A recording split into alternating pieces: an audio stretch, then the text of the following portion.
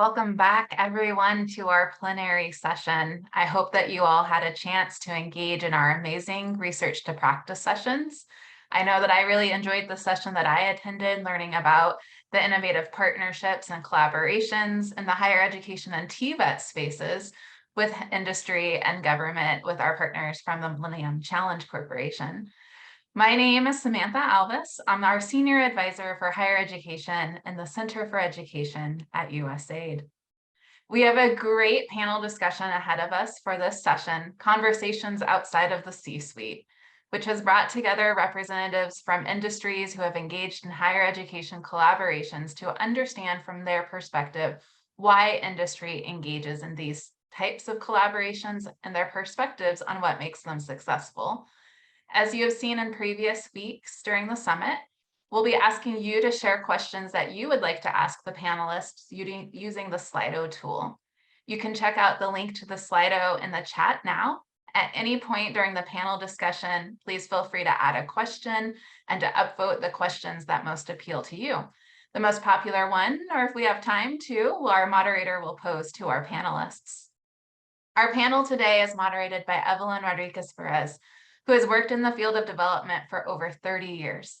She has served since 2019 as USAID's country representative in Paraguay and has previously served as the director of the Office of Education in the Bureau for Economic Growth, Education and Environment, which was the predecessor to our current BDI Bureau, and as acting deputy assistant administrator for E3. Her work at USAID has included tours in Peru, Egypt, and Honduras, as well as technical portfolios including education, health, democracy and governance, environment, and alternative development. Prior to joining USAID, Evelyn worked for the city of Chicago as a school administrator and taught at DePaul University, where she had earned her master's degree. Evelyn, I'm so delighted that you could join us for this panel, and thank you so much for being here. And I'll let you introduce our panelists today. Terrific. Thank you so much, Samantha, for that introduction. It's always nice to share space with you. Education is a social investment that's really critical to shaping the present and the future of the world. And today I'm really excited to have a panel that will share with us how to bring all of the private sector in line with higher education. And so let's go ahead and get started. And as Samantha mentioned, be thinking as you're listening to these three very rich experiences, how it might relate to the work you're doing or would like to do, and be ready to ask some good questions. These are great presenters. To start with, we have Sibu Sisiwe, better known as Sibu Makana. She's a research scientist and manager at IBM Research Africa in Johannesburg.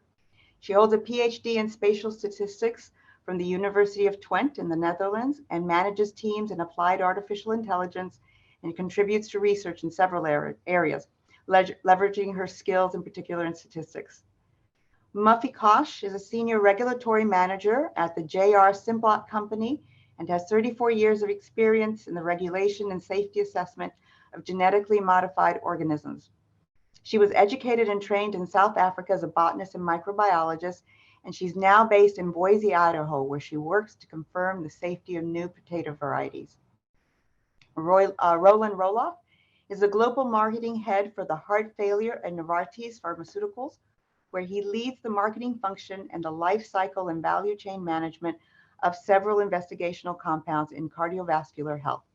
He received his master's degrees in biology and philosophy from the University of Utrecht in the Netherlands.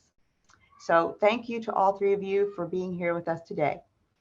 I'd like to start the conversation with all of you briefly describing how each of your companies works with higher education, or give us an example of a higher education collaboration in your portfolio.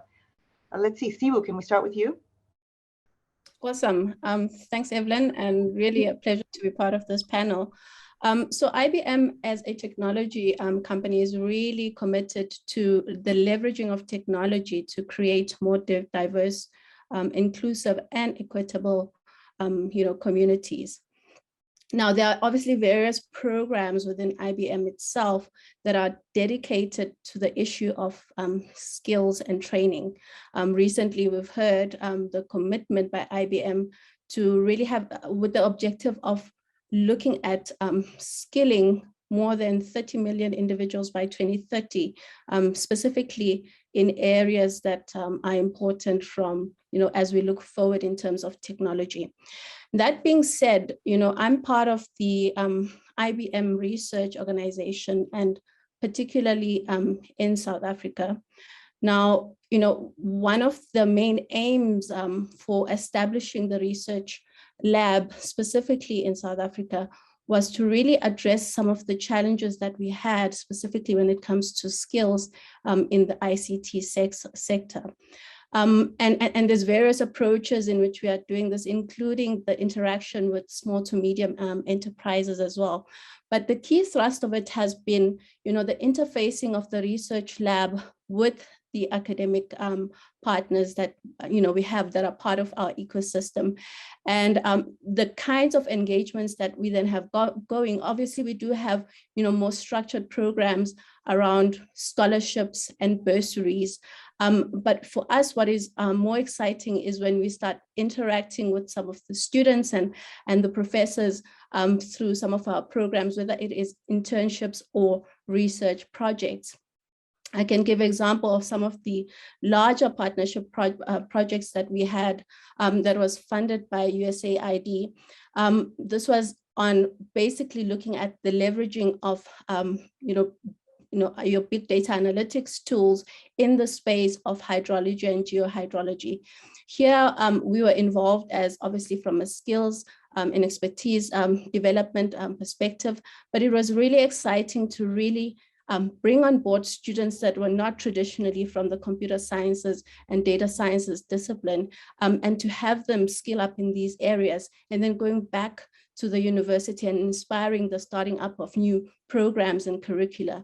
At the University of Western Cape, through some of the this partnership project that we had going with the University of Western Cape, along with other partners, particularly from the government side, the Department of Science and Innovation, was the starting up of a new curriculum, collaborating between the Computer Science and Earth Sciences Department, but also the idea of starting a new center that would really look at the application of data science methodologies in the hydrology space. So those are the kind of partnerships that we also get involved in, that allow us to expand more than the traditional programming, so going beyond the provision of bursaries and scholarships when it comes to academia. But I'll touch a bit more on some of the other things that we do, as we continue to converse as part of this session. Thank you, Sibu. Excellent. Thank you for starting us off. Roland, would you like to continue? Let's hear about your program. Absolutely. Thank you, Evelyn. And Sibu, what a great setup, and the efforts and the consistency you and the company have put into making these collaborations, these partnerships work in practice. What I wanted to do is zoom in on one particular example, which I think is very complementary, Sibu, to what you talked about. And this is an example where Novartis partnered with a number of stakeholders in Vietnam. And we were able, in the course of 2 academic years, to educate and train 44 physician leaders from medical universities from about 20 schools across Vietnam, a country of about 100 million people. And I'll give you a bit more detail later, but let me first start with why was that important? It was particularly relevant in this setting because there was almost a full lack of formal leadership training for medical university or university administrators and staff. And I think, as you said, Evelyn, education is a social investment. So this is absolutely critical, particularly when we think about sectors like healthcare, to make sure people are educated. And at that same time, curriculum reform was also pressing for many of these physician leaders. So having an opportunity to really dive into a more structured leadership training was very relevant. Now, how did we actually do that? It really started from course design, thinking through what would be a relevant program for this particular first cohort of physician leaders, and a consortium of partners. And Sibu, you talked about that as well, how important it is to have various or varied partners into the partnership. And for us, that really meant coming with complementary capabilities. So we had The lead university from Vietnam was Ho Chi Minh City University of Medicine and Pharmacy, together with the University of Hong Kong, Harvard, and Novartis, while also being funded by the education portfolio of USAID. Now, beyond that, what we did, how we did it, I wanted to mention one last thing. What I think made this partnership unique was that as of the second cohort, this program actually became revenue generating. And the intent is, now that COVID is slowly getting behind us, that the third program, or the third cohort, will actually completely be self-funded. And I think that's an indication of how important it is to look beyond the initial partnership to start looking at how can you be a catalyst for sustained programming and partnership, and look well beyond that initial leadership program. So maybe we talk more about that if that's of interest, but that's what I wanted to do to set up what we did and how we did that. Back to you, Evelyn. Absolutely, Roland. I think that will be of big interest. That's actually a primary question. How do you make this sustainable and make it really matter in the end?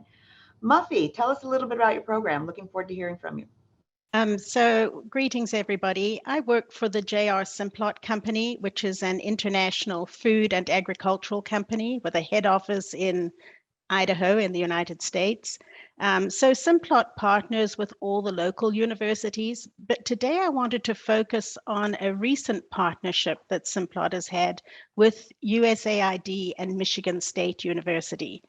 I was fortunate enough to have worked with Michigan State University for 20 years on USAID projects. And as we designed this Simplot USAID partnership, we used that shared experience on our previous projects to try and refine this partnership. And I think the results were quite exceptional. I feel we have achieved the best results that we have achieved in the past with this project. So for this particular project, Simplot partnered with Michigan State University to add late blight resistance to potato varieties that are preferred by farmers in Indonesia and Bangladesh. So this pathogen is the one that caused the Irish potato famine in the 1800s, and it requires extensive pesticide spraying to keep it under control when potatoes are grown in humid growing areas, such as in Bangladesh and in Indonesia. And in this partnership, Simplot developed the potatoes for the Bangladesh and Indonesian farmers, and the USAID funds paid about 20% of the cost of this development. And so that's the project that I'll be focusing my attention on in the discussion.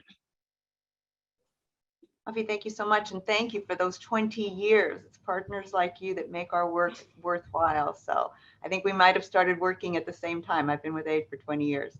Yeah. So let's get a little deeper into each one of your projects with this question. Please, if you can discuss a little, what can collaboration look like? You kind of gave us a brief overview, a broad stroke. Let's go in a little deeper. And how can you identify and pursue shared interests? I think that's a really tough one. And let's start, Roland, can we start with you? Of course. So that's a pretty broad question. Let me take a few specific points to that. I think that the first one that I really like to call out is how important it is to come with a partnership mindset. And I think that actually also moves, we may have to move a little bit out of our, let's say, comfort zone or traditional zone. So what does that mean? When I come at a partnership thinking of this as corporate social responsibility, I already from the outset, this is not going to be successful. The partnership is really jointly investing, jointly owning success. And I think that's important. On the other side, if you happen to be a higher education institution, don't see your partner as a financial sponsor. See your partner as somebody who really wants to work with you. And then let me zoom in on what I think are three specific components that really resonated for us in how we were working together. So first of all, that I would call it trust. Now that's a simple word to express, but it's actually really hard to get. I think we experienced that it's really about interpersonal relationships between the leaders of both or multiple partners in our case. And secondly, it's about transparency on each other's reasons to actually engage together. And from that, you really move beyond these transactional and more of donor CSR type of relationship to what it can really be a partnership and a trusted relationship. Then secondly, goal alignment. Now, goal alignment to me is a part, but not sufficient to build trust. And I think it is really important that partners come with the same interest, the same goal. For us, all partners, from the academic partners to us as a corporate partner, wanted to invest and had a passion for leadership development, both personally as well as institutionally. And then there were other goals that didn't necessarily have an overlap, but you need to acknowledge those goals and be open to them, even though they are not necessarily fully shared. And then the third piece, we hinted at that, and it's, to me, the ecosystem of partners. So it's really about leveraging and complementary skills and capabilities that partners bring. And I think in this particular example, what Novartis was able to bring in was an expertise in curriculum design, in experiential learning, to deliver a number of modules around change management, utilizing leadership development tools, thinking through innovation management, and personal coaching. And those were specifically the modules where we then could make contributions with our leadership teams to ensure this leadership training was successful together with these other partners. So to me, that mindset, be a partner, but then also thinking through trust, goal alignment, and an ecosystem of partners were the thing that really made it work. Thanks, Roland. Actually, those qualities fit any kind of relationship, right? So, I mean, that's a good toolkit, something good to have in your toolkit. Sibu, can you go into a little bit more detail then, taking into account what Roland said, and give us some examples of how you built trust and transparency and how you actually got your partnership moving? Yeah, sure. So, I think the important thing that Roland, touched on, both in terms of trust and as well as on the issue of goal alignment. To me, one of the important things is to also just be transparent, especially on the part of, the private sector partner, when we're getting into some of these partnerships with academia, especially for us, because we were in a way the untrusted partner, because the thought was, we are obviously coming in to sell particular technologies, to our academic partners and so forth. So it was very important for us to be transparent, what is in it for us and what are we really keen on achieving as part of that particular partnership. And for us, it was really around the skills development aspect of it. We really wanted to show through this particular project that it was possible, when we're looking at our internship programs and so forth, to consider students that are coming from disciplines that outside from what we would traditionally, consider when it comes to recruitment. That was the one thing. So broadening, the pool in terms of data science and AI skills beyond your computer science departments, and really starting to get the conversation going on how do we create, programs or restructure curricula within departments to take into account, where are we moving in as far as digital transformation is concerned. So that was our key goal as part of this particular project. And we were quite transparent about that. We had no interest in pushing a particular technology adoption agenda. So I think that's one thing that I have to point out. The other thing that was quite critical for us was to really be flexible and agile within bounds, of course, in terms of the partnership. So obviously, we needed to consider things that we wouldn't, if we look at a business as usual case, we wouldn't ordinarily consider. So having that flexibility to really listen to our academic partners and then take, those considerations and present it, in front of our leadership, and also, advocate for what it means in terms of value for us as IBM research was quite an important, at times daunting step, but I think it's an important thing to have that flexibility as partners, and to really have champions that will stand behind some of the initiatives that might be, a bit beyond the bounds of what you would traditionally do in your own kind of like business or academic environment. So I think those are the two things that I wanted to just touch upon, building already on what Roland has said, an element of transparency from the onset, and also building in flexibility or agility and having people that will sustain those efforts. Excellent, thanks, Sibu. Mufi, can you build on that a little bit, in particular flexibility in your experience? Because I saw you shaking your head like, yeah, I get it. Share a little bit about some of the things that might have happened.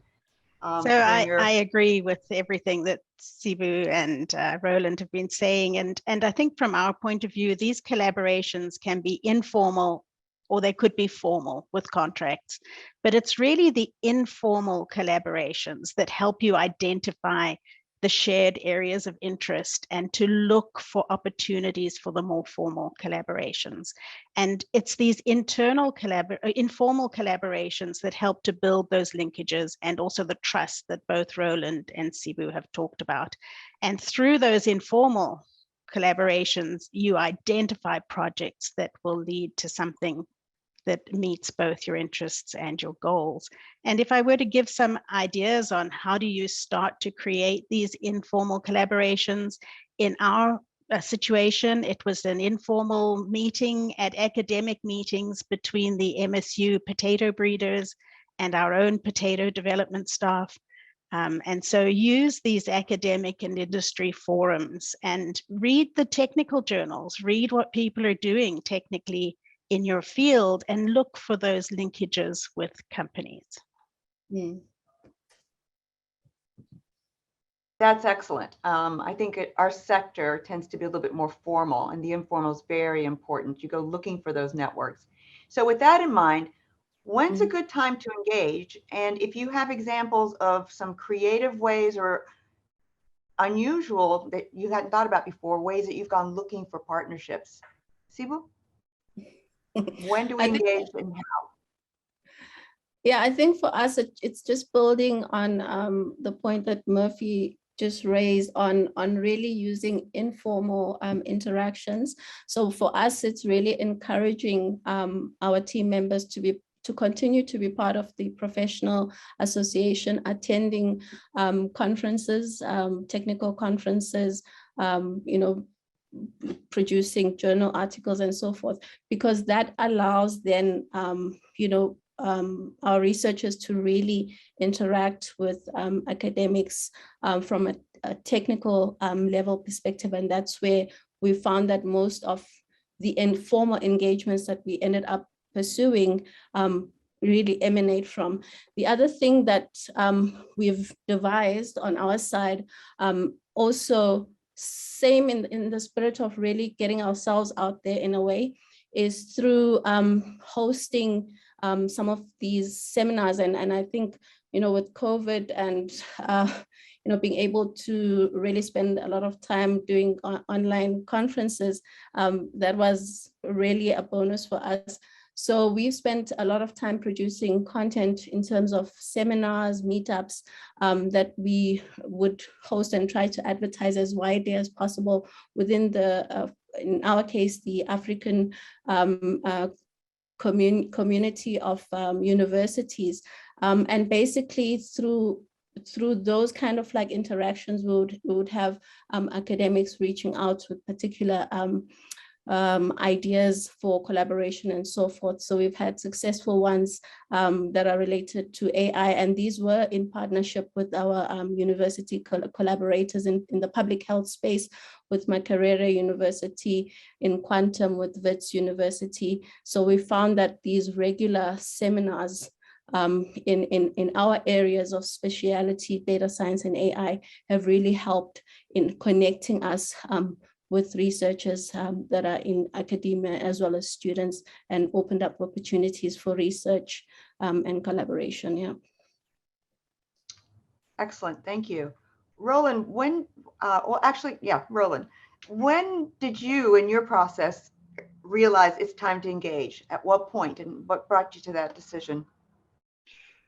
Yeah, let's say it may not be as methodical as your question suggests. I think this informal part, I just want to emphasize it one more time. No, and ways to look at that, have your current partners find new partners. So this is actually how we started our collaboration, because a partner from one of the academic centers actually worked with this on yet another project. And this is how we started talking. And then fairly quickly, and these are typically small group meetings, 3-4 people max. You find out what are those shared interests? What do we want to actually focus on together? Where do we overlap? And I think most of us, at least in these examples, we all operate in fairly complex, oftentimes public ecosystems, or at least partially public ecosystems. So I think that's say how we got started. And then it was really important to start early, because what I talked about in terms of from program design to program delivery is quite a journey that takes a number of months of let's say, programming and developing that leadership training program and delivering it. Now, the second piece, I think what that did is actually open up many more possible collaborations. And we've been quite well, maybe their methodical is more appropriate. No, so if we really explore where are other areas where we could collaborate, which would go from professionalizing clinical research to thinking through what other teaching opportunities there are within the institute, rather than the leadership development program.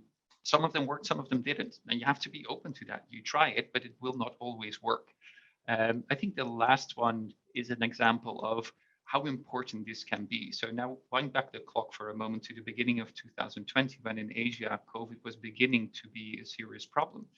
And in a matter of days, maybe a few weeks, it was possible to bring a new program, find funding that was really focused on educating senior year students to actually be part of the COVID response task force.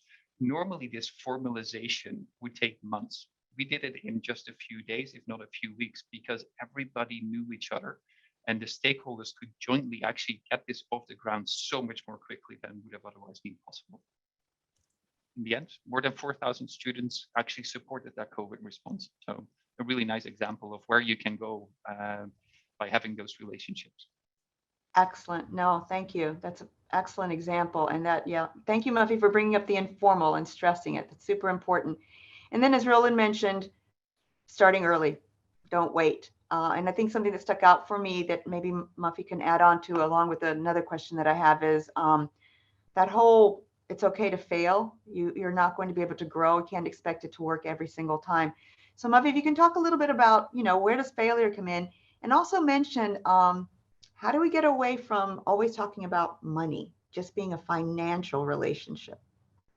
Okay, so the Simplot company really believes that failure is important in the learning process, and we are encouraged to acknowledge our failures and to celebrate our failures in group meetings, because failure is a part of the education process, and understanding why that didn't work and how we don't do that or what we could do better is a really important part of our development process in the company. And so I absolutely agree that we need to be given an environment where we can be open about failures and learn from them, make them learning experiences. And then moving beyond the financial relationships, I think that just happens organically. When you're in a formal relationship or collaboration, there's money involved, there's work happening, but the relationship, and I think Roland has touched on this and Sibu as well, is far greater than just that formal contract. So Simplot is no longer involved in the Michigan State University Bangladesh Indonesia project. We've done our bit, but we are on the technical advisory board. We know where they are. They call us whenever they have questions. We're helping with their regulatory files. We're helping on technical issues that they come up with. We're following with interest the experience of the farmers as they use these potatoes and start to grow them. And so I think just organically, that relationship and that collaboration expands beyond just the financial project. Excellent. That leads me to another very important question. Considering that it's actually can be a bit of a sophisticated process. And, university environments in particular can be very, we have our way of working, our way of doing things. So keeping that in mind, from your experiences, and I'd like for each of you to answer this, who within the higher education institution should be trying to collaborate with the private sector? Who should lead that process? What kind of business should they target, sizes? Just that broader, who actually should be in the lead of this? Let's start with Muffy. I think it's really important to collaborate with technical leads and with decision makers. Because if the decision makers are collaborating, it reduces a lot of the response time between requests and answers. And also the decision makers and the technical leads in each of the institutions can make sure that the linkages are formed between people in the organizations that are needed as they're needed. So I would really say start at decision maker level in these collaborations. Siwu, what can you tell us? Yeah, Murphy and I do agree that both decision makers and the technical members need to be involved. But in our case, what we found has been successful is that connection between the researchers to identify some of these opportunities. But what I do want to concur with Murphy is for the sustainability, you really need to have the senior leadership on board on both sides. This is important from a recognition perspective, specifically within industry. You might not have the same kind of incentives as you do in a university environment. So you need to be able to have your senior leadership on board, them understanding the value and them being able to recognize the effort of the team members in that particular kind of partnership or initiative. So that encourages really the teams to really be motivated and put their weight behind some of those projects and initiatives. So I do agree fully with Murphy that to really get it going. And in our case, we found that to identify the opportunities, we really needed the researchers to start the conversation.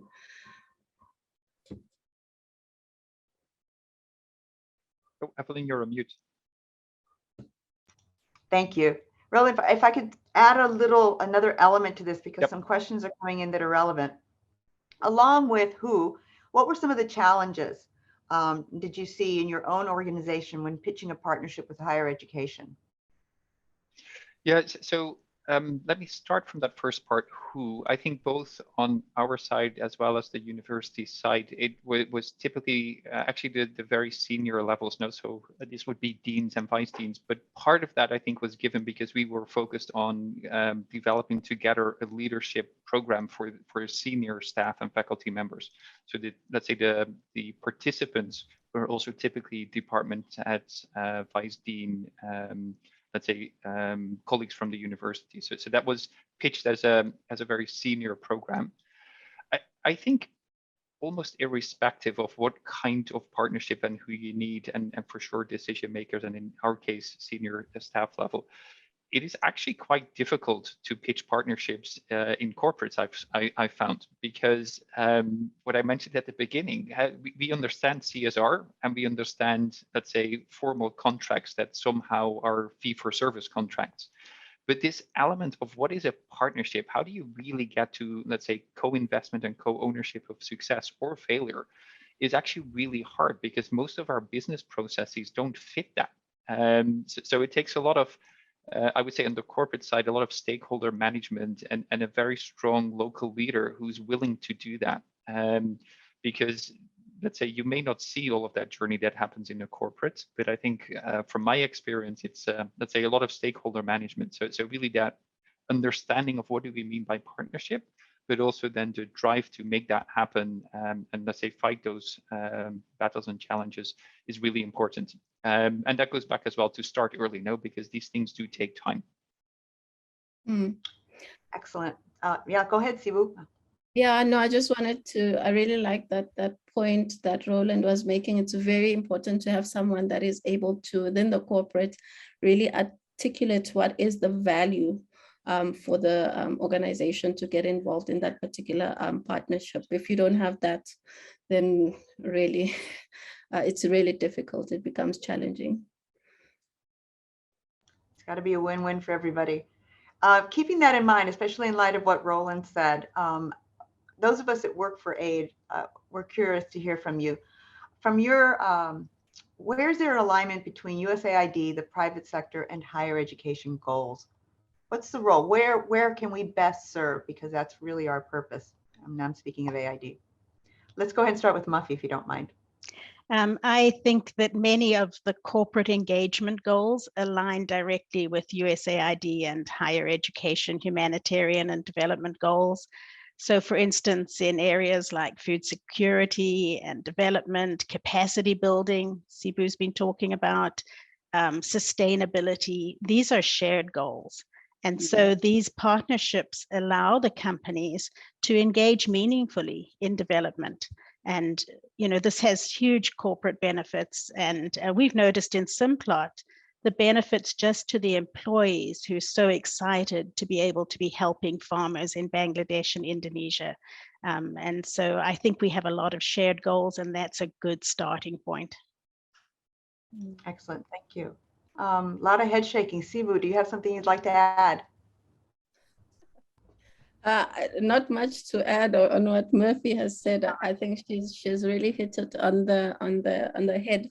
A lot of the employees, especially in the corporate space, you know, it's about looking for meaning in the work that you are doing, and I think USAID is quite well positioned to really get, whether it's industry, academia, as well as government, to really start to engage on really challenging areas, you know, that are facing society, and engaging based on the different individual strength in trying to find solutions for those, and also addressing some of the shared problems around capacity and so forth. I think, yeah, that's my take on it, and it just adds to what Murphy was saying. Yeah.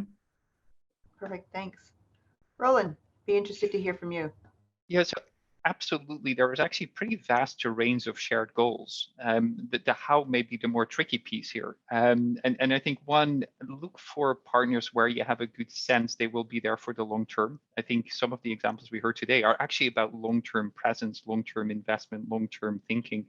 And oftentimes are in these more public-private ecosystems, whether it's healthcare, whether it's food security, whether it's data and technology. I mean, these are areas that have, let's say, long life cycles. And sometimes that it may be helpful to choose for larger companies just because they have a, let's say, a reasonable likelihood to be around 5, 10, 15 years from today. I think to the question how, maybe for USAID, don't underestimate what you can actually offer in terms of bringing people together. So we talked about that informal piece, but think about the convening power that you have, the matchmaking power that you have, the opportunity to provide such things as what Sibu talked about around how to give meaning for corporations. I think for us, actually, all these things came together. So it was a clear interest in leadership development in healthcare, which particularly in some of these developing markets is so critical. And we are there for not only for the last 25 years, but also for the next 25 and 50. And then being able to involve numerous of our staff and actually making and delivering those leadership programs was extremely worthwhile. While, let's say, USAID supporting and making that possible and bringing those different partners together. Don't forget on how many, let's say, important relationships you actually sit on, and you can make those introductions and convening opportunities available. No, absolutely. We do have the power to convene, and then building on something that Muffy said, which means then that informal relationship with people around you and entities around you becomes even more important, which means that AID people need to be networking more and more, sometimes even out of our priority topic of the moment. Because you just never know when that opportunity, I think is what all three of you are saying, you never know when that opportunity is going to knock at the door. So thank you. There's a question coming in, and if you're interested or have experience, just kind of raise your hand so I know if you'd like to answer. What kinds of higher education institutions do you normally collaborate with? You've mentioned some of those, But I think here's the key. Do you ever work with TVET or community colleges? Have any of you worked with TVET and community colleges? Sibu, a little shake. So we as research haven't really in South Africa worked with them, apart from really introducing them and making them aware around some of these skills build initiatives that we have, so formal programming. But we do have, we have representatives from academia and government sitting as part of our advisory board. And one of the things that we have been in conversation with is how do we really facilitate the transformation, in terms of the access to opportunities in the education sector, higher education sector in South Africa. So we do have, our large or more recognized research universities like your UCTs and your University of Cape Town and your University of Witwatersrand, but it's about reaching out to those universities that have perhaps been underserved because of the historical what has happened historically. So, and part of that conversation is the inclusion of our University of Technologies and our TVET colleges. So for now, it's about exposing them to some of the training materials and programs that we have going. But then the next conversation is, how do we engage with them further than that? Excellent, super helpful. Muffy? I had to think about that for a bit, but yes, indeed, Simplot does engage with the community colleges in this area. We offer a lot of internship opportunities through the summer, and we find this an extremely valuable way to scout for new employees, and it's an ongoing program. Muffy. So as we wrap up this particular panel, I have one final question. And Roland, if you had anything to contribute, you can add it to this question. If you had one piece of advice to give right now that you wanted people to take away, what would that be? And let's go ahead and start with Roland. Giving that to me without any thinking time, huh? That's, I think similar to Muffy, sort of community and vocational training is more on an internship basis. Let's say a lot of our research work is typically with academic centers. But let's say your question about one piece of advice, I think ultimately the most important piece for me is be open-minded. Again, it sounds really simple, but if you want to explore new spaces, new partners, things that you've never done before, you're going to spend a lot of your time listening rather than talking. So be open-minded, listen to potential partners, and then start thinking about what resonates, how could you make that work, and always come from that sort of positive intent. There's somebody here who's willing to engage with me, so there's an opportunity. It's now my job to figure out whether that can work by being open-minded.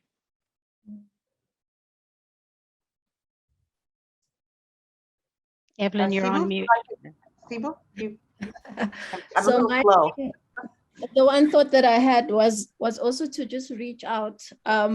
So we've come across a lot of opportunities just because they'd been thinking about something for a little while, but had been afraid to reach out, and then eventually they get the push to do that, and there's a whole world of other opportunities that then they are exposed to. So what I would say is also when you do have an idea and you've identified players that are active in a particular space, whether it's a research area or you have needs around training, just reach out, identify individuals, reach out to them, and people will always, direct you to the right person that can assist you.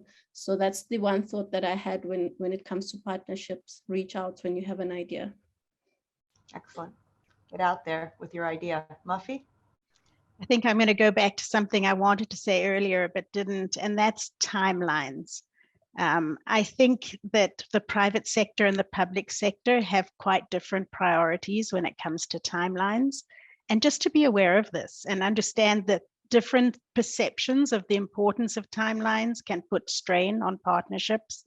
I know, for example, that the whole USAID funding contracting timeline is unpredictable and very extended, and that can put partner fatigue into relationships. So as you're moving from informal to formal relationships, be aware of timelines, talk about timelines, be, as Sibu said earlier, and I think Roland as well, be transparent about this important aspect of a project.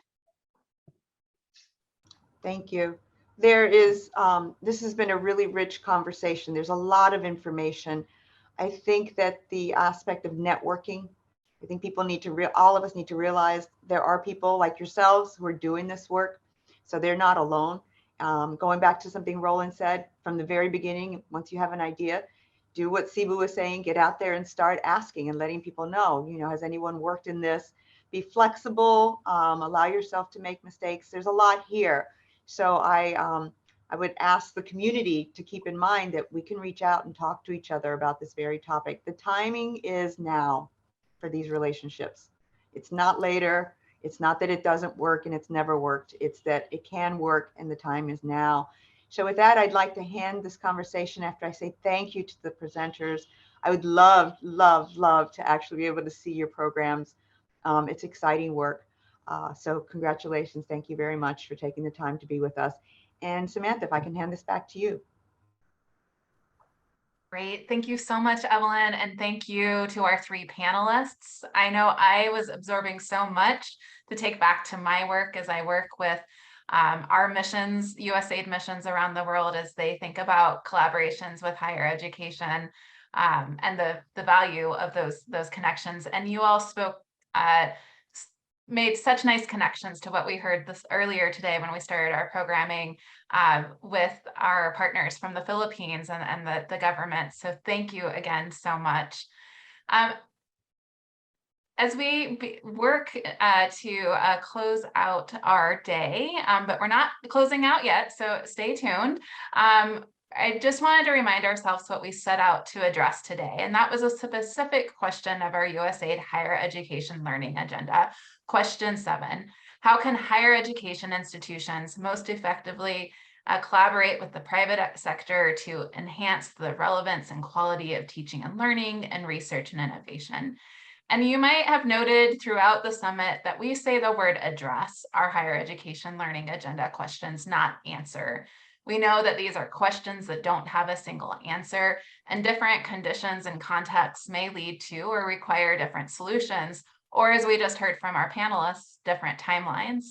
Through our higher education learning agenda resources, we hope to provide tools and resources that you can adapt to your own local context and needs. So please continue to add your resources to the Resource Palooza for HUVA for this week's theme of private sector engagement. As we've done for each day of the summit, we are now going to take a moment to reflect and synthesize our learning by featuring different voices from the field. To begin this synthesis, it's my pleasure to introduce our first speaker, Angelica Natera. Angelica is the Executive Director of LASPA, an organization affiliated with Harvard University that has contributed to the educational development of thousands of individuals in Latin America and the Caribbean through knowledge exchange opportunities. For 35 years, Angelica has worked on the design and implementation of educational programs for universities, governments, and nonprofit organizations around the globe. In 2007, she spearheaded the creation of University Innovation, an area at LASPA where 13,000 faculty, leaders, and students from across Latin America have participated. Angelica is Venezuelan and holds a graduate certificate in management from Harvard University, a postgraduate degree in psychology from the Universidad Simón Bolívar, and a Bachelor of Science in Management from the Universidad Tecnológica de Centro in Venezuela. That tested all of my Spanish skills, Angelica. She is a member of the USAID Higher Education Learning Network Steering Group. And Angelica, we're so glad to have you here today to give us our synthesis. Over to you. Thank you so much, Samantha, and you did it beautifully. So thank you. So today it brought us together the question number 7, right, of the higher education learning agenda. How can higher education institutions collaborate most effectively with the private sector to enhance the relevance and quality of teaching and learning and research and innovation? I would like to invite you to review a resource that is incredibly practical and helpful when thinking about this question, and is the Higher Education and Industry Collaborations Primer, which is, I hope now, probably Jennifer or Samantha are putting it in the chat, and take a look at that, because this will be a great way to complement what we discussed today. So in the past few minutes, we got the opportunity to take a look and learn from 3 different experiences from the private sector. It's my job today to summarize such a rich conversation. There are many insights, but trying to condense in the most important ones, we could think, as a foundational aspect, the idea that education is a social investment, right? With this in mind, let's reflect for a moment. So the importance of coming with a partnership mindset. Universities need to see partners not as funders, but as partners, right? And being transparent. What is in it for the private sector to engage with academia? That's also key in building that trust. Trust is a simple one. One of our speakers said, it's a simple word, but very complex to achieve. So how do we build that trust coming into the relationship with an open mindset and with transparency? So another important element is goal setting and goal alignment, making sure that the expectations between private sector, academia, and we haven't talked about government, but if government is part of this mix, that everyone is aligned and with the same expectations. In that line, looking at the difference in timeline, the fact that private sector and academia have different timelines and different pace is important to make sure that the relation flows in a smooth way. Also, in terms of the how to do this, it's important to look at informal collaborations as a way to build formal collaboration and as a path to build trust, that key word that one of our panelists mentioned. And earlier in the session today, when we talk about the 5 key words in collaboration, effective collaboration between private sector and academia, trust was the word number 1. Also, the importance of creating ecosystems of partners that brings together different skills that complement each other, right? And finding that those essential skills and create those ecosystems where they meet in a harmonious and dynamic way, it's essential. It's also important to start early in the process. These are processes that takes time, and start building informal relationship, that looking for those opportunities for informal collaboration to move forward a formal collaboration. It's important, again, to start early as we go through the path of building trust. Another important insight today was the key aspect that failure plays in these processes, right? Failure should be seen as part of the education process. And in these collaborations, create opportunities and an environment to make failure as part of the learning experience. So it's important also to look for the key individuals who are part of this collaboration. And this has to do with individuals that are decision makers. Also, the technical members are important. And this is essential in building that path to sustainability. So in building this trust, is also important to have someone in the partnership that is able to articulate powerfully and intentionally the added value of this collaboration. So in looking at additional avenues for investigation, reflecting on after listening to all of the parties.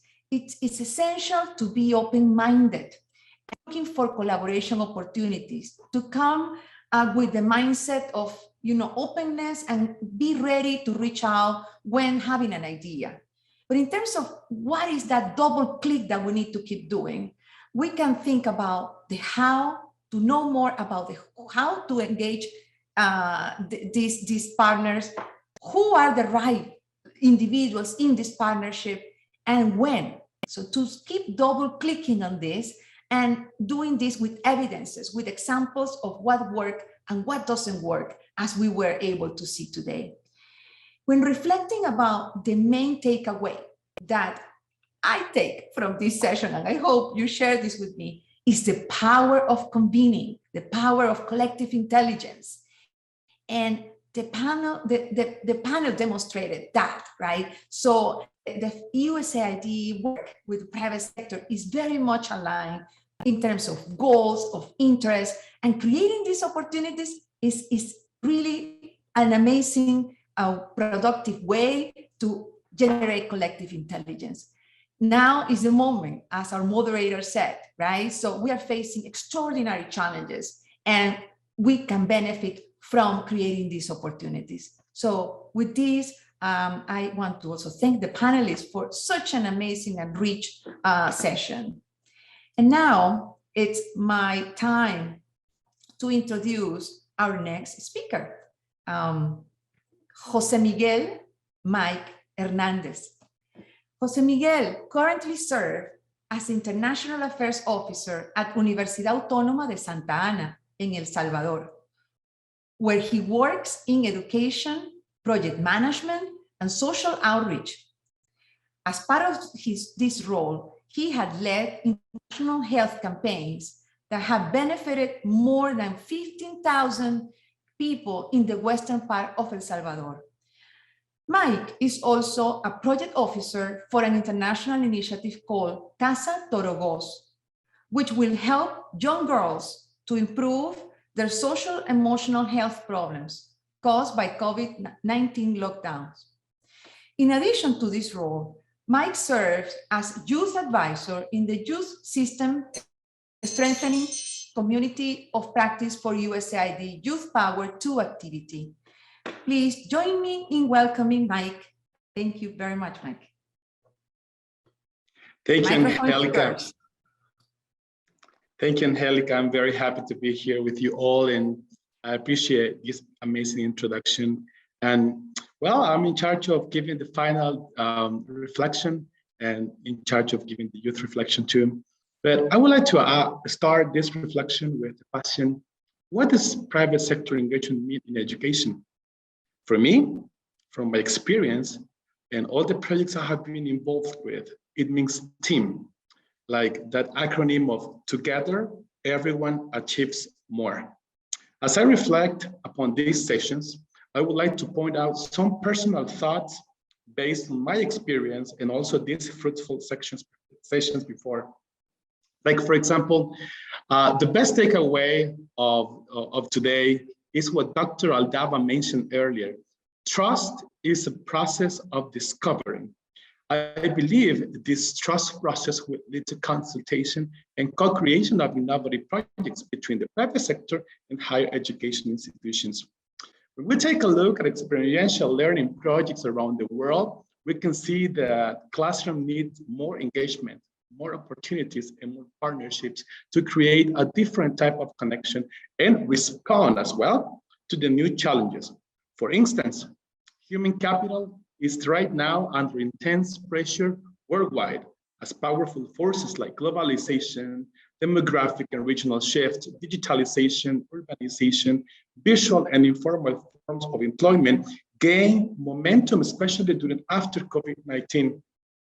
These forces are changing the how, where, and when people work, but we continue still base human capital development on a mid-20th century model that standardized education and one job for life.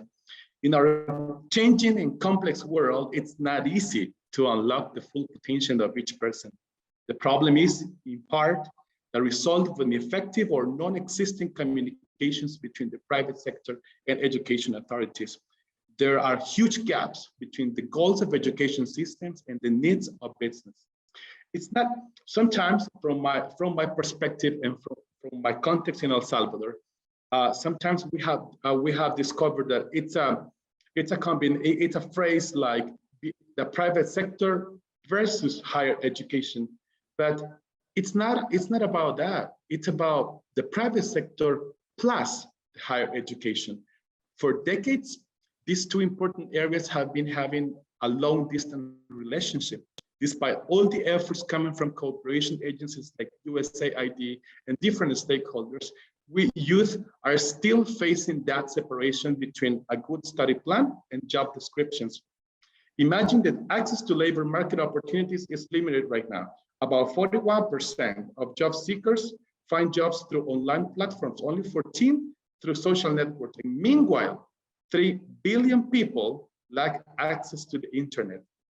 So that means that by 2030, demand for skilled workers will outstrip supply, resulting in a global talent shortage of more than 85.2 million people. So let's reflect. What can we do to shorten these numbers? How can we, as agents of change, contribute neither from the private sector nor higher education? What if we start building a connection between skills needed and study plans? And as I close my participation, and 5 or 10 minutes are not enough to talk about these topics, but thank you for this chance. I would like to state that we are just on time to do things differently, as Angelica mentioned before, especially when it comes to higher education and private sector engagement. The world is demanding new strategies, new initiatives, new projects to really influence each university, each classroom around the world. That, as previous speakers said, will change our mindset. But I would like to add that changing our mindset will also lead us to change our soul set and our heart set. Yes, youth can. Thank you very much. And over to you, Samantha. Mike and Angelica, thank you so much. I know we gave you a very difficult task to pack what we've taken away from today into short 5 minutes, but you did a great job. And I think if I could just echo, the time is now, right? We heard it from Evelyn, we've heard it from Angelica and from Mike. We can be the people who are bringing, these collaborations to the table, that are forging these informal networks, that are creating space for youth to have the skills that are desired by employees. And I'm thinking back to Ananya, who we heard from last week, about we can't be blaming the youth, the laborers, the job seekers for lack of skills. What about the systems that have failed them over the course of their education and training? And these collaborations we've been talking about today are really a way to bring folks together, bring people to the table, and start to have, not only the discussions, but the movement to create change. So we'd really love to hear from you all in the audience as well. You'll see in the chat that we've added a link to Slido. We want to hear from you in 5 words or less. Tell us what your biggest takeaway from today is. So use that Slido tool. We'll give you a moment to get it opened up. I'm going to open it up myself here. Just add 5 words or less. What is your biggest takeaway from today? You can join from the link that's in the chat, or if you have your mobile device with you, you can scan that QR code. Yes, seeing some responses coming in. Networking is critical. Lots of different ways that we can network, even if we're introverts. I know myself, I am introverted. It might come as a surprise, but there's definitely ways to get out there. Cooperation and flexibility we see coming in as well. And I think that was a big, we heard a lot today about coordination, collaboration, and doing that work instead of viewing each other as competition.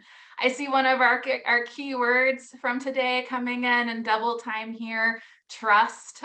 Trust really being the foundation, mutuality, shared expectations. Yes, seeing those 5 keywords that we heard from Mir and Dr. Aldaba earlier today coming through.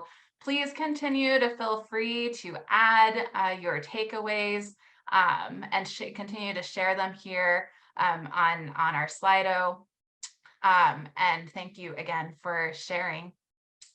I'd also like to remind you that there's another board that we'd love your participation in, now or over the course of the next hour or two as you're digesting today's sessions. And that's our further learning interest whiteboard. And that's being shared as a link in the chat now as well. This further learning whiteboard, along with the ones that we've done the last 2 weeks, will help Angelica and the other members of the Helen Steering Group create spaces and opportunities for members to engage in these topics in the future. We are listening to your learning interests, and the Helen is here to respond. So after the session, over the course of this week, feel free, if you have a burning question or topic that you think needs to be addressed, to please use the whiteboard to let us know. And we'll be sharing all of the further learning interests from the entire summit in tomorrow's closing session. Speaking of tomorrow's agenda, we're very excited and maybe also a little sad. This has been such a great 3 weeks to close out the summit with our day focused on convergence. Tomorrow's agenda will look a little bit different than it has the past 5 days because we're devoting the day to having some challenging, thought-provoking, and really unique conversations about higher education's role in society. Our opening session will focus on higher education and crisis and conflict affected settings, where we'll be getting to the roots of the topic and focusing on how we can work together to understand the causes and effects of crisis and conflict, both on displaced higher education students and on higher education infrastructure. And you're going to see that come to life in a live problem tree mapping that I'm super excited about. Tomorrow, following that discussion, we're also moving into another important discussion about higher education's role in supporting democracy and student activism. These conversations, as we all know, are incredibly timely, and I hope that all of you will make sure you can join us for tomorrow's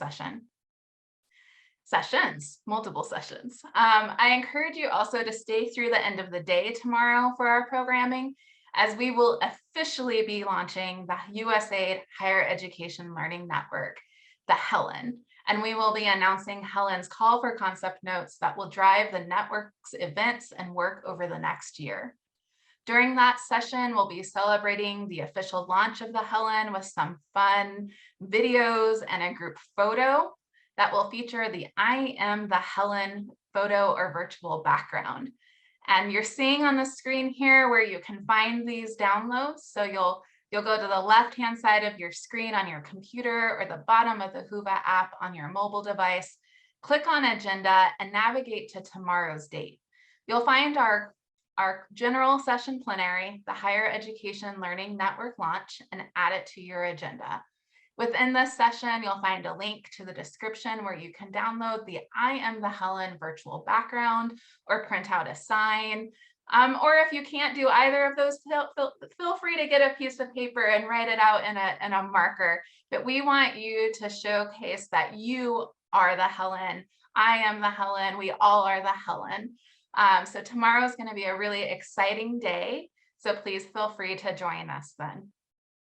And although today's programming is about to come to a close, we invite you to stay on the Whova platform during our networking sessions that are going to start very soon.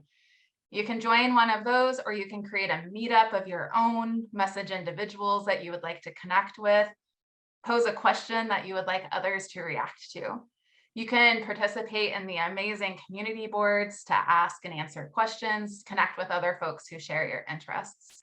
I hope that you continue to participate online and make meaningful connections through the platform. And with that, I will now officially close and end our private sector engagement day at the 2022 USAID Higher Education Global Evidence Summit. I look forward to seeing you tomorrow. Until then, take care.